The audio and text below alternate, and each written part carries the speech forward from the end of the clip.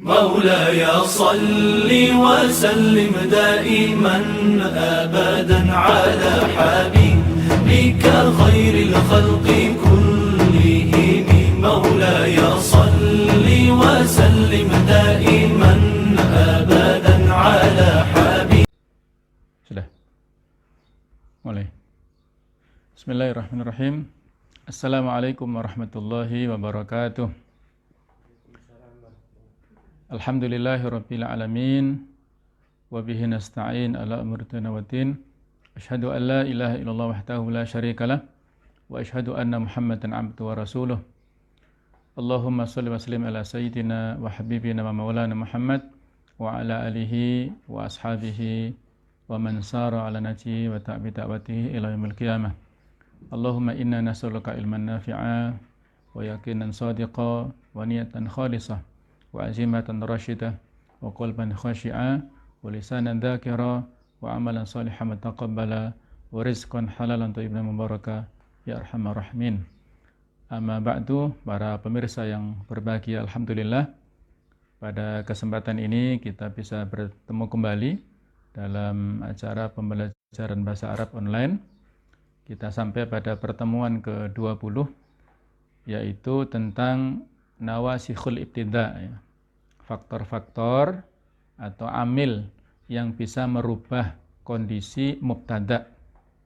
Ketika kita sebutkan kata-kata mubtada, maka ada yang mengikutinya, yaitu khobarnya otomatis, ya. Kalau pada pertemuan kemarin sudah kita bahas tentang kana wa akhwatuha, kana bersama dengan saudara-saudaranya. Sekarang yaitu inna dan saudara-saudaranya. Kalau kana itu statusnya adalah fi'il, kata kerja, yang disebut dengan fi'il nakis, ya, kata kerja yang berkurang. Maksudnya dia membutuhkan isim dan khobarnya. Kalau fi'il pada umumnya itu yang melakukan pekerjaan disebut fa'il, yaitu pelaku. Tapi kalau khusus untuk kana, pelakunya itu disebut isimnya kana. Ya, dia butuh isim dan butuh khobar. Allahu ghafurun misalnya. Allah Maha Pengampun. Ketika kita tambahkan kana di depan, kana Allahu ghafurun. Berubah seperti itu. Adalah Allah itu Maha Pengampun. Nah, sekarang kita bahas masalah inna. Inna artinya sesungguhnya. Kalau kana itu fi'il, kalau inna itu huruf, harfu taukid, huruf yang memberikan penguatan. Masuk ke dalam jumlah ismiyah, yaitu kalimat nominal yang terdiri dari mubtada dan khobar itu, ya. Jadi masuk mempengaruhi perubahan yang ada pada mubtada dan pada khobarnya. Mubtada yang setelah dimasuki oleh inna ini, maka istilahnya sama dengan kana, yaitu isim. Isimnya inna. Kita lihat ada beberapa contoh ini. At-thalibu mujtahidun. Seorang siswa itu bersungguh-sungguh. Ini jumlah ismiyah. Kalimat nominal. At-thalibu mubtada, marfu', hukumnya marfu', ya, setiap mubtada hukumnya marfu'. Apa tanda rafa'nya? Dengan dhammah. Kenapa harus didhammahkan? Karena dia isim mufrad. Dia isim yang mengandung makna tunggal, ya. Jadi jumlah bilangannya satu saja. Sehingga ditandai dengan dhammah. Mujtahidun sama, dia khobar yang marfu' dengan dhammah, tandanya dengan dhammah. Tandanya dengan dhammah sebabnya karena isim mufrad juga. Ketika dimasuki inna, maka yang berubah adalah mubtada'nya. Yang sebelumnya marfu', ketika dimasuki oleh inna, maka menjadi mansub. Ini kadang-kadang kalau kita tidak jeli, ada kerancuan dengan kana. Ini kebalikannya. Fungsi daripada inna itu kebalikan daripada kana. Kalau kana kemarin sudah kita bahas, ya, kana itu fungsinya tarfa'ul isma wa tansibul khobar. Merofakkan isim dan menasabkan khobarnya. Sementara fungsi daripada inna itu adalah tansibul isma wa tarfa'ul khobar. Menasobkan isimnya dan merofakkan khobarnya. Ini contoh-contohnya ya. Jadi harus sudah auto atau harus sudah kita pahami tentang kesesuaian antara mubtada khobar, yaitu harus sudah kita pahami betul. Kalau mubtada'nya itu mufrad, khobarnya juga mufrad. Mubtada'nya mudzakkar, khobarnya juga sama. Ini tetap terus berlaku ya. Contoh yang ada di sini, inna talib mujtahidun. At-taliba yang kita baca sebelum dimasuki inna, at-talib itu dibaca diharokati dhammah. Ketika dimasuki inna diharokati fathah ya. Inna taliba mujtahidun. Nah, ini. Inna taliba mujtahidun. Contoh yang lain ini saudaranya inna ya. La'alla. La'alla itu semoga, mudah-mudahan. Ini isimnya la'alla itu adalah musanna. Coba diperhatikan. Kalau tanda nasab untuk isim mufrad itu tanda nasabnya dengan fathah inna taliba, tetapi kalau tanda nasab untuk musanna itu dengan ya, la'alla at-talibaini, mudah-mudahan dua orang siswa itu mujtahidani, keduanya orang yang bersungguh-sungguh. Jadi tanda nasabnya bukan dengan fathah lagi, tapi dengan ya nun. Itu jernya bukan dengan, bukan jer ya. Rofaknya bukan dhamma lagi, tapi rofaknya dengan alif. Mujtahidun menjadi mujtahidani. Kalau jamak perempuan, misalnya contoh lakinna, akan tetapi, arti lakinna adalah akan tetapi, atau libat mujtahidat. Kalau biasanya kita baca kitab kuning ya, itu yang penting kita pede saja ya. Rumusnya kita baca kitab kuning itu pede saja. Tentang harokat akhir apa itu urusan nanti ya. Biasanya ada kalimat sakin taslam ya, itu kata guru-guru kita ya. Bacalah sukun kamu selamat ya. Kalau kita nggak tahu harokat akhir di sebuah kata, dalam kalimat itu apa? Baca sukun saja ya, seperti ini ya. Lakinna talibat mujtahidat. Nah, apa? Tiap apa itu nanti dulu ya. Kalau yang penting adalah paham dulu. Nah, lakinna talibat yang benar apa? Kita lihat, oh ini apa ya? Ini jamak muannats salim. Jamak muannats salim itu kalau dinasabkan apa tandanya? Itu mikir dulu. Nah, mikirnya seperti apa? Ya, jamak muannats salim itu kalau nasab tandanya dengan kasroh. Nah, ini ya, kebalikan sama isim apa itu mufrad. Kalau isim mufrad tanda nasabnya dengan fathah inna taliba. Kalau jamak muannats salim mansubnya dengan kasroh. Lakinna talibati, bukan lakinna talibata, bukan lakinna talibatu, tapi lakinna talibati mujtahidatun. Ini kenapa mansub bil kasroh? Karena jamak muannats salim dia posisinya sebagai isimnya lakinna. Akan tetapi siswi-siswi itu adalah wanita-wanita yang bersungguh-sungguh. Baik, saudaranya inna yang lain adalah ka'anna. Seakan-akan, seolah-olah. Ka'anna tullaba. Tanda untuk jamak taksir. Jamak taksir itu jamak yang tidak beraturan. Beda dengan jamak mudzakkar salim ya.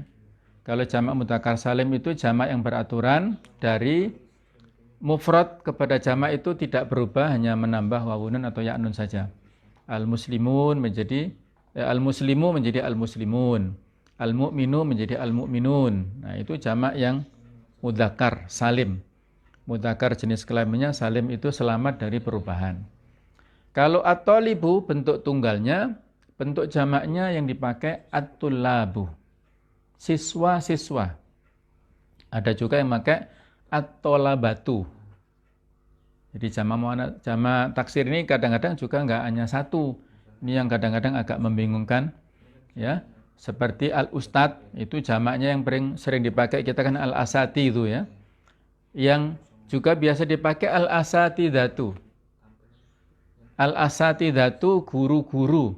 Tapi maknanya guru-guru perempuan walaupun ada tunya itu ya. At-tullabu itu laki-laki, siswa-siswa maksudnya. Ada juga jamak taksirnya at-tolabatu. Tapi ini bukan, tunya bukan tu bermakna perempuan ya. Tapi ini tu yang memang melekat pada jamak taksir.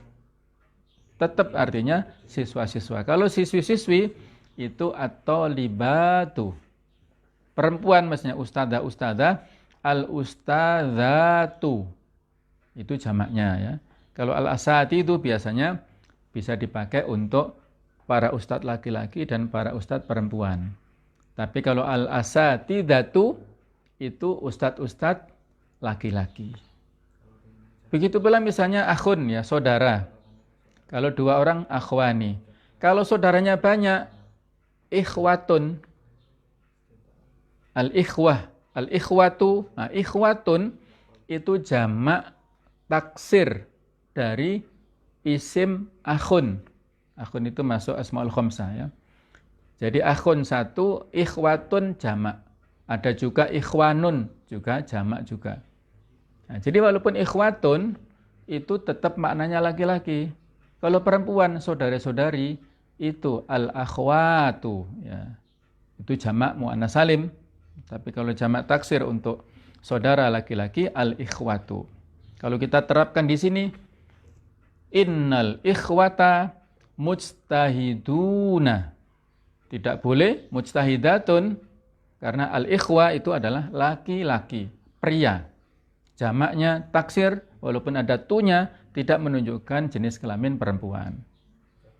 Ya mungkin agak membingungkan atau mungkin merepotkan kok macam-macam, wis ini belum hafal ini lagi. Nah, itu ya. Jadi saya telah sampaikan dulu ya di awal-awal bahwasanya bahasa Arab ini adalah bahasa pembiasaan ya. Bahasa apapun itu pembiasaan. Kalau kita ketemu dengan kata-kata baru ya, kita artikan, terjemahkan, tapi tidak diletakkan dalam kalimat, itu kita susah untuk menghafalnya. Maka rumus supaya kita bisa memahami kata-kata baru itu diletakkan dalam kalimat sempurna. Itu rumusnya supaya kita ingat terus. Dulu waktu di pesantren saya juga belajar bahasa Arab dengan cara terjemahan itu memang betul tidak efektif. Kita banyak literatur Arabnya, tapi diterjemahkan kata per kata. Kata yang sudah diterjemahkan di halaman itu ketemu lagi di sini asing lagi. Apa ya artinya? Padahal sudah lewat. Nah, itu karena tidak digunakan dalam percakapan, tidak digunakan dalam pembuatan kalimat-kalimat itu. Nah, itulah kita di sini fokus ya. Insya Allah kita akan sampai hari Sabtu lah insya Allah ya. Sampai sebelum Lebaran itu totalnya ada 24 pertemuan kurang lebih. Ini memang saya fokuskan untuk tata bahasa saja, nahwu dan sorofnya.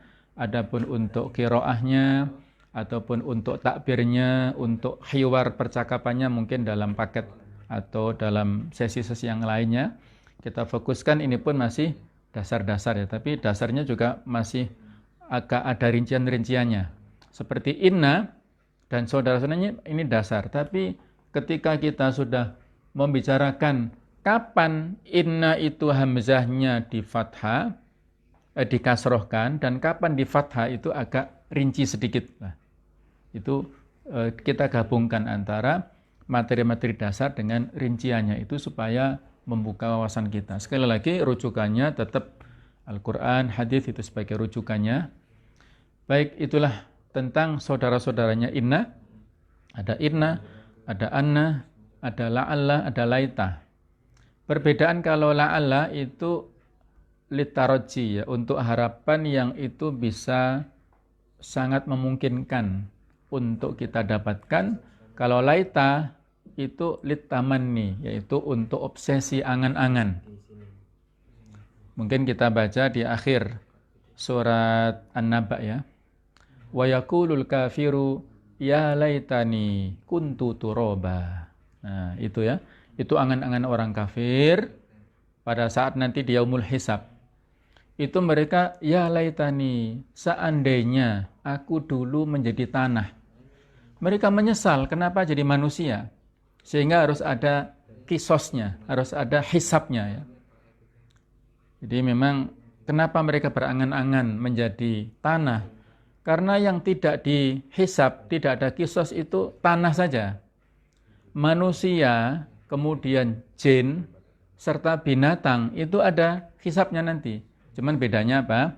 Kalau manusia jin kan makhluk mukallaf yang kita harus bertanggung jawab atas perbuatan. Tapi kalau binatang itu nanti cukup dikisos. Binatang yang tidak bertanduk dengan yang bertanduk itu dikumpulkan nanti. Yang tidak bertanduk diberikan kesempatan oleh Allah untuk mengkisos kepada binatang yang bertanduk yang dulu di dunia suka nandui dia. Itu disuruh untuk membalas dulu kejahatannya binatang-binatang yang bertanduk itu.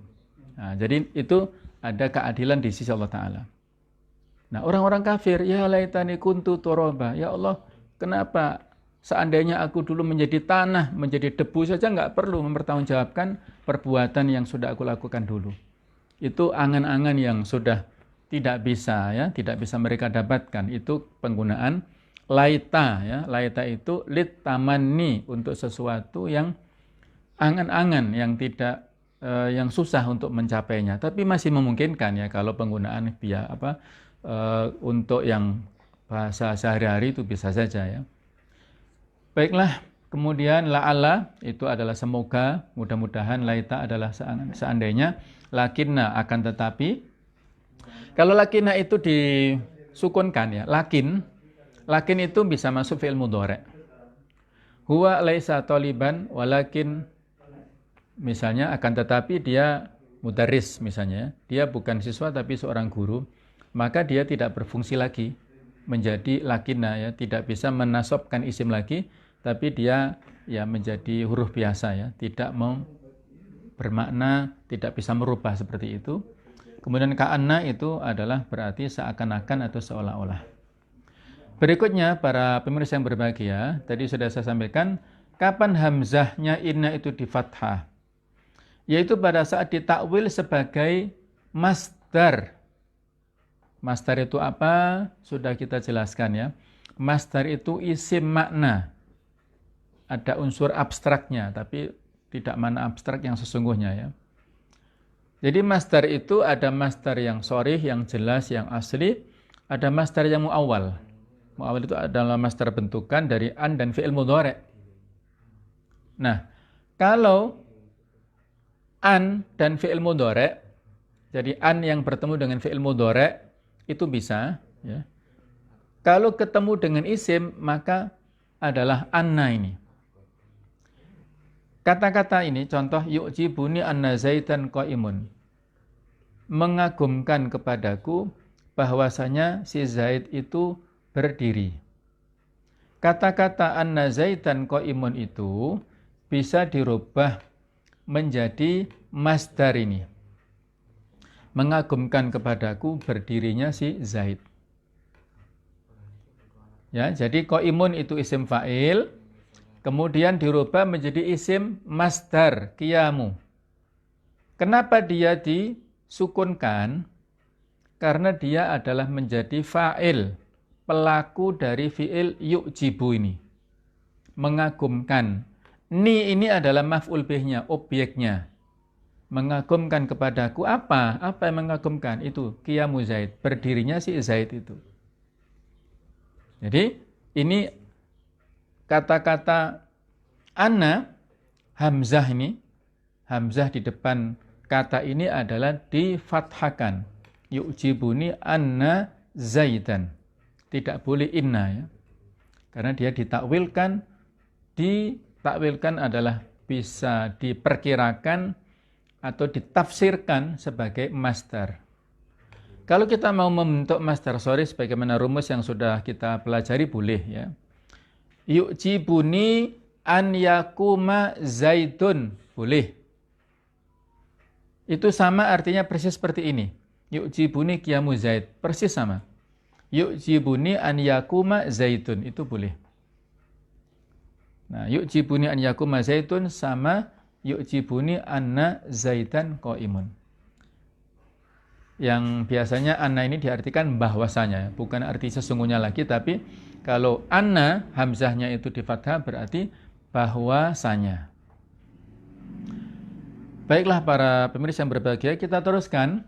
Untuk hamzah ini dikasrohkan, kalau tadi difathahkan, kalau dikasrohkan ada banyak bentuk ini, bisa 7, bisa lebih ya. Contohnya ini, inna zaitan qaimun. Saya kasih garis bawah. Kenapa inna ini diharokati kasroh hamzahnya? Karena berada di awal kalimat. Setiap kata-kata atau huruf inna yang jatuh pada awal kalimat pasti hamzahnya dikasrohkan. Inna zaitan. Tidak boleh kita mengatakan anna ya. Sekali lagi, setiap inna yang terletak di awal kalimat maka dikasrohkan hamzahnya. Inna zaitan. Yang kedua, wa atainahu, ini contoh dalam Al-Qur'an ya. Bisa kita baca dalam Al-Quran, wa atainahu minal kunuzi ma inna mafatihahu latanu'u, dan seterusnya. Dan kami berikan kepada Qarun, ini cerita tentang masalah Qarun, minal kunuzi, dari harta simpanan Qarun yang sangat banyak.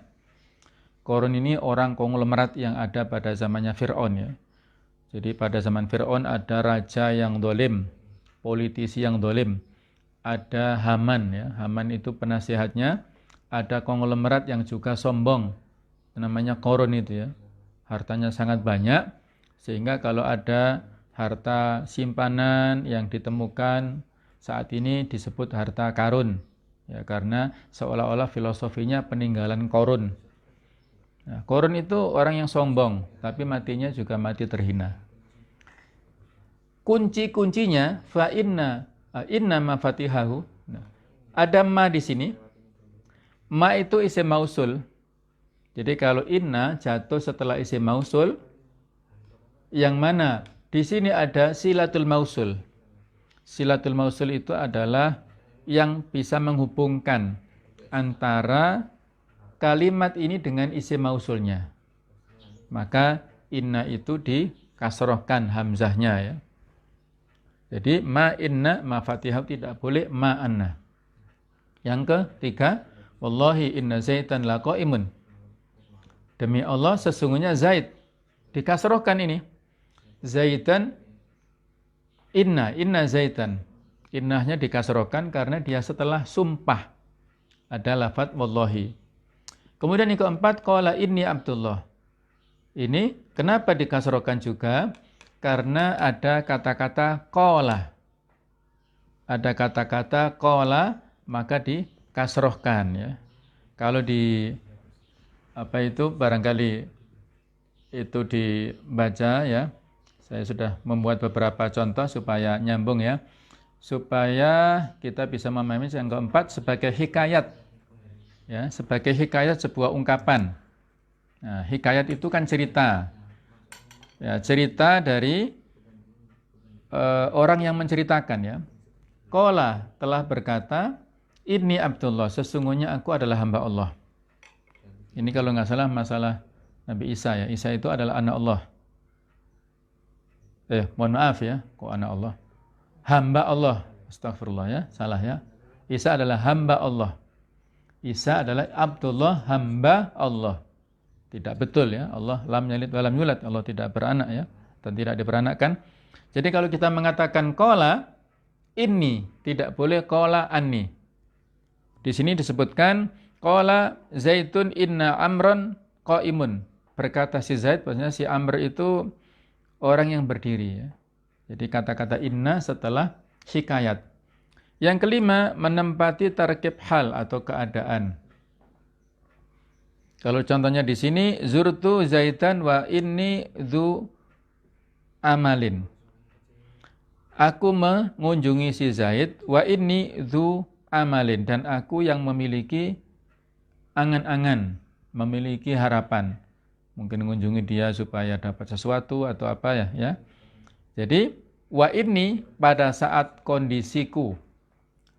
Kalau di surat Al-Anfal ayat 9 ini cerita di perang Badar ya.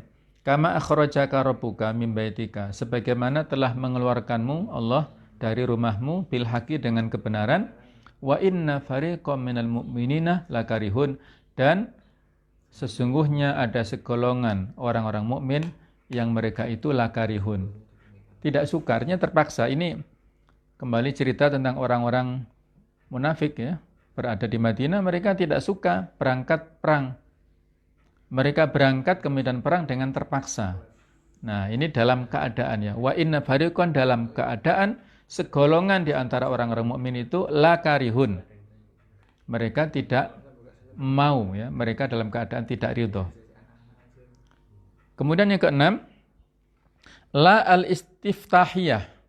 Setelah ala al-istiftahiyah. Ala yang mengandung pembuka. Al-istiftahiyah itu adalah pembuka. Contohnya ala inna zaitan qaimun. Ketahuilah sesungguhnya Zaid itu berdiri. Ala inna nasrallahi qarib misalnya ya di Al-Qur'an. Ala inna nasrallahi qarib sebagai jawaban pertanyaan ya orang-orang para sahabat dulu ya. Mata nasrullah, kapan pertolongan Allah itu datang ya Rasulullah? Maka Allah langsung memberikan jawaban, ala inna nasrallahi qarib. Ala, ketahuilah sesungguhnya pertolongan Allah itu dekat. Jadi kata-kata inna itu dikasrohkan ya. Hamzahnya dikasrohkan. Kemudian yang ketujuh, setelah haitsu, contohnya ijlis haitsu inna zaitan jalis. Duduklah di mana sesungguhnya si Zaid itu duduk. Jadi kata-kata inna setelah kata-kata haitsu. Haitsu itu yang mana atau di mana ya. Kemudian yang kedelapan tidak saya tulis karena tidak muat, yaitu bila jumlah inna, maksudnya kalimat inna itu menjadi sifat. Contohnya marartu birajulin innahu fadil. Aku melewati seorang laki-laki yang sesungguhnya dia adalah orang yang mulia ya, yang terhormat. Jadi kata-kata innahu fadil itu sifat bagi rajul. Dia menjadi sifat kata kalimat yang mensifati keadaan seseorang itu. Yang kesembilan, bila kalimat inna atau jumlah inna menjadi khobar dan isim dzat. Contohnya zaitun innahu qari'un. Zaitun itu adalah isim dzat, innahu qari'un itu menjadi khobarnya. Jadi jumlah inna menjadi khobar dan isim dzat ya. Contohnya zaitun innahu qaimin, tidak boleh zaitun annahu qaim. Adapun apabila kondisi-kondisi tertentu inna ataupun anna ini bisa di fathah ataupun bisa di kasroh ya. Misalnya ketika ia berposisi sesudah idza al-fujaiyah, tiba-tiba atau dia mendadak. Misalnya kharajtu faidan inna zaitan qaim. Aku keluar tiba-tiba saja si Zaid itu berdiri ya. Jadi ada kata-kata faidan yang bermakna al-fujaiyah, tiba-tiba atau mendadak.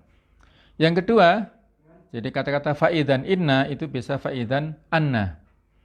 Setelah fi'il sumpah, di mana pada khobarnya inna tidak ada lamnya.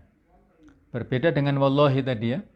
Kalau ini kan sumpahnya secara eksplisit langsung, demi Allah.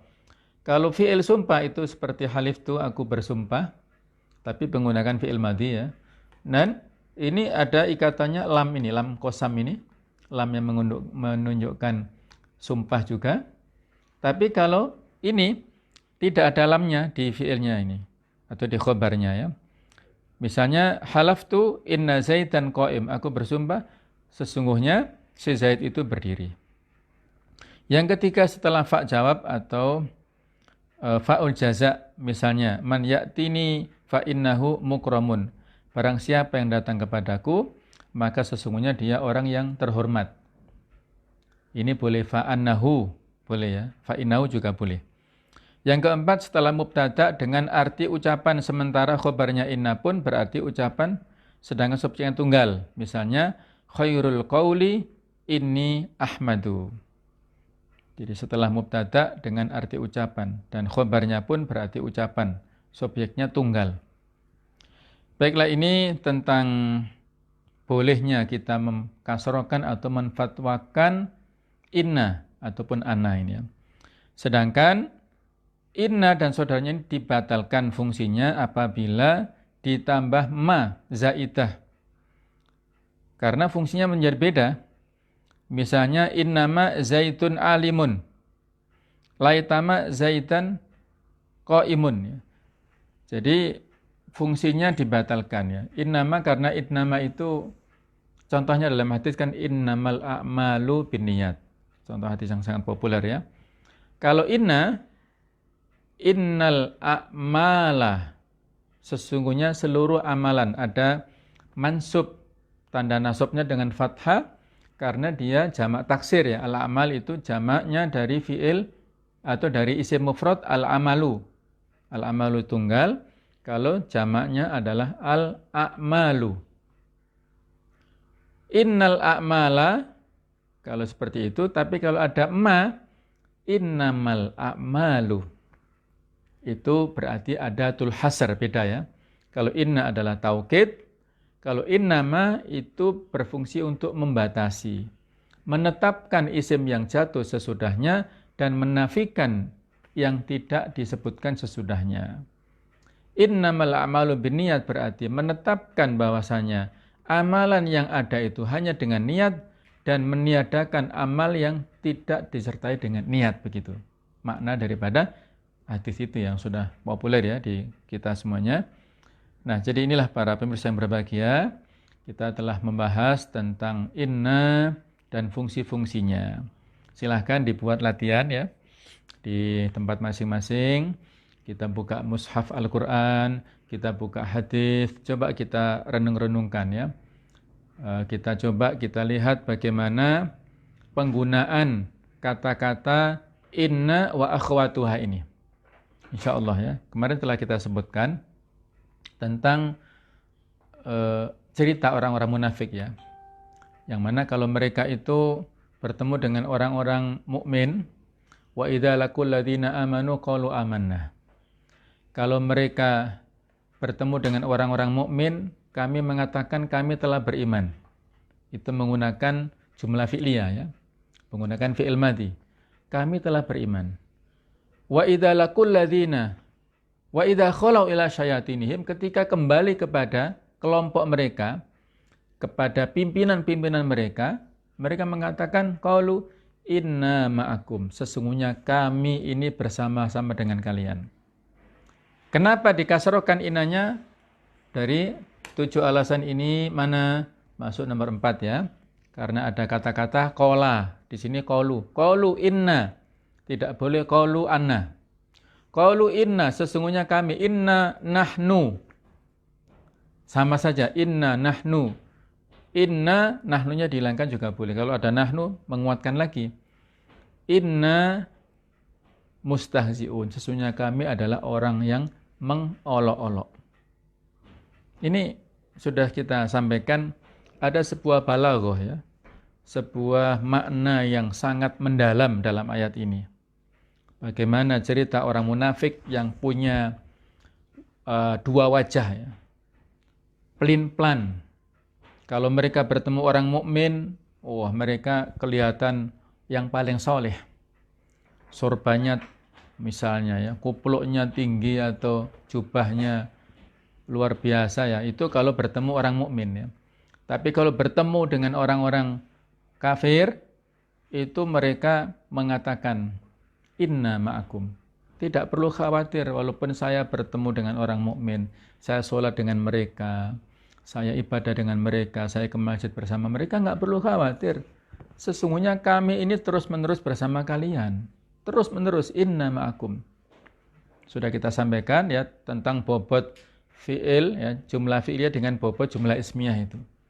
Bobot jumlah ismiyah ini lebih kuat karena tidak terbatasi oleh waktu. Kalau jumlah fi'liyah itu terbatasi, fi'il madhi ya sudah lewat, fi'il mudhari ya sudah sekarang ataupun akan datang ya. Tapi kalau jumlah ismiyah, kalimat nominal itu tidak terbatasi oleh waktu tertentu. Inna ma'akum. Kami selalu bersama dengan kalian. Pagi, sore, siang, malam itu bersama-sama dengan kalian. Walaupun mereka bersama-sama dengan orang mukmin di barisan orang muslim, tapi mereka sebenarnya menyimpan kekafiran. Itulah orang-orang munafik ya, yang bisa saja berada di tengah-tengah kita ya. Naudzubillah min dzalik. Maka para sahabat dulu di antara hal yang sangat mereka khawatirkan itu penyakit nifak ini. Ya. Ada pernyataan dari seorang tabi'in, Ibnu Abi Mulaikah itu, beliau mengatakan, saya pernah berjumpa dengan 30 sahabat Nabi Muhammad SAW. Dan mereka rata-rata punya pernyataan yang sama. Mereka yang pertama mengaku imannya lemah, tidak setinggi, sekuat iman Jibril dan Mikail. Para sahabat coba, kita perhatikan generasi terbaik, tapi mengaku imannya masih lemah. Tidak ada yang berani menyombongkan diri, imannya sekokoh gunung itu enggak ada, sekokoh Jibril Mikail tidak ada. Dan mereka mengaku sangat khawatir, tidak merasa aman dari penyakit nifak, penyakit munafik. Handolah ya, kita tahu bagaimana luar biasanya Handolah. Dalam sejarah dia disebut ghusilul malaikah, sahabat yang dimandikan oleh malaikat. Mandi junub maksudnya ya, karena dia pada malam pertamanya meninggalkan istrinya dan belum sempat junub, mandi junub, terus dia pergi berangkat jihad dan mati syahid. Maka setelah perang, ketika Nabi SAW memeriksa, ada seorang jasad Handolah yang basah kuyup. Ketika ditanya kepada teman-temannya, kenapa Handolah ini? Diberitakan ini menikah setelah pada malam pertama, jima dengan istrinya, terus nggak sempat mandi, terus langsung berangkat perang. Nggak sempat mandi junub, maka malaikat turun dari langit khusus untuk memandikan jasad dari Handolah ini. Beliau sahabat yang tidak diragukan keimanannya. Tapi apa ketika ditemui oleh Abu Bakar ya, ketika suatu pagi, kaifa asbahta ya Handolah? Kamu pagi ini bagaimana kabarnya wahai Handolah? Maka Handolah menjawab dengan jawaban yang refleks ya, spontan tapi cukup mengagetkan. Nafaqo Handolah. Wahai Abu Bakar, Handolah telah menjadi munafik. Kaget Abu Bakar ya dengan jawaban Handolah ini. Kenapa munafik? Karena kalau aku bertemu dengan Rasul di majelisnya Rasul itu seolah-olah neraka nampak, surga itu nampak, sehingga iman kita menjadi kuat. Tapi kalau kita pulang ke rumah dengan istri, dengan anak-anak, berinteraksi dengan masyarakat itu, kita lupa, ya lupa dengan nasihat-nasihat Nabi itu, sehingga kita seolah-olah sudah jadi munafik. Kata Abu Bakar, wallahi Allah, demi Allah aku juga mengalami seperti itu wahai Handolah. Sama, aku pun juga seperti itu. Nah, akhirnya mereka bertanya kepada Rasulullah SAW, ya, bagaimana seperti ini kondisinya Rasulullah? Maka beliau mengatakan bahwasanya seandainya kalian memiliki keimanan yang sama dimanapun kalian berada, di pasar, di tempat lain, seperti pada saat iman di majelisku, maka malaikat akan menyertai kalian di tempat tidur kalian, di pasar, di manapun. Kemudian kalimat Nabi yang terakhir ini yang penting bagi kita semuanya, walakin sa'atan wa sa'atan. Akan tetapi wahai Handolah, ada saatnya sesaat demi sesaat. Maksudnya apa? Ada saatnya manusia itu imannya kuat, imannya kokoh pada saat di majelis taklim, di majelis dzikir, di majelis ilmu, di masjid, di musola, di tempat yang baik, dengan orang-orang baik, imannya kokoh. Tapi ada saat yang lain dia seperti orang biasa. Kalau dia bisa mempertahankan keimanannya sebagaimana pada saat berada di majelis ilmu, maka luar biasa. Sa'atan wa sa'atan. Kita untuk menjadi orang soleh tidak perlu meninggalkan sifat kemanusiaan kita ya. Sifat manusiawi kita tetap ada pada diri kita. Itulah kelebihan kita dibandingkan dengan malaikat. Malaikat itu hanya punya akal, punya fitrah, punya ruh saja ya. Untuk keimanan saja, totalitas. Nggak punya nafsu sama sekali. Sehingga kalau malaikat beribadah kepada Allah siang malam, itu sesuatu yang wajar, yang tidak heran ya. Tapi kalau manusia, kita punya kecenderungan fa'alhamaha fujuroha wa taqwaha. Ada kecenderungan untuk salah, untuk takwa. Kemudian kita bisa mengendalikan nafsu ini, sehingga kalau salah kembali bertaubat, kita mohon ampun kepada Allah. Kalau bertakwa, kondisi kita itu maksimal dalam ibadahnya ya.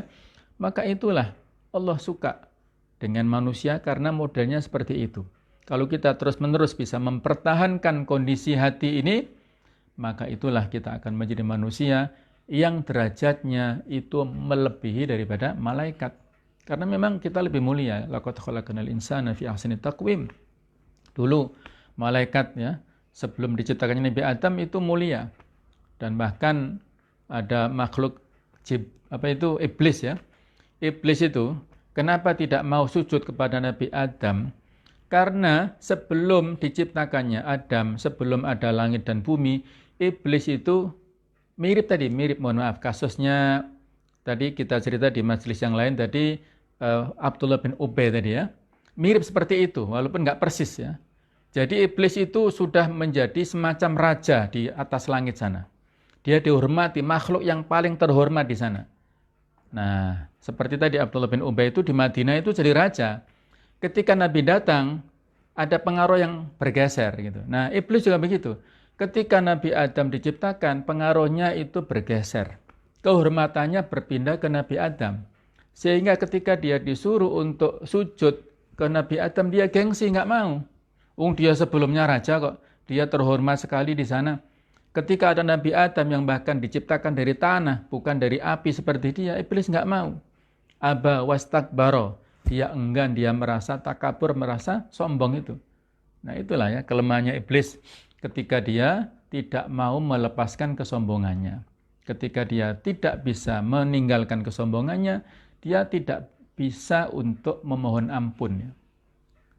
Bedanya kalau Nabi Adam setelah berdosa, kenapa dia bertobat? Karena dia itu tadi punya sifat tawadhu, punya sifat rendah hati, objektif, mengakui kesalahannya, maka Allah menerima taubatnya.